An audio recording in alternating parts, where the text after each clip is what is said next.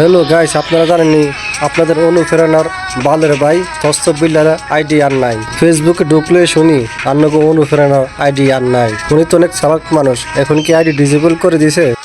দর্শকরা স্ট্যাক মারি উড়াই দিছে। ডিজেবল করে দিলে বুঝবেন, যদি আইডি আবার আনে তাহলে মনে করবেন আপনাদেরকে বোকা বানায় ধোকা দিছে, ধোকা দিতেছে থরসব বালের ভাই। গাইস কি কইছি কথা বুঝছেন?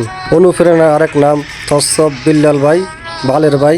মার্কেটে আর নাই, ফেসবুকে আর নাই, ইউটিউবে আছে কিনা জানি না। আর ইউটিউবে থাকলেও আর মানুষ আর এখন মূল্যায়ন করে না। মনের ভিতরে কষ্ট দুঃখ যত কিছু আছিল মনে হয় মিটে গেছে, খুব শান্তি পাইলাম। আর যদি আবারও আইডি ফেরত আনে তাহলে মনে করবেন আপনাদেরকে বোকা বানাই ধোকা দিচ্ছে। কি কইছি কথা বুঝছেন?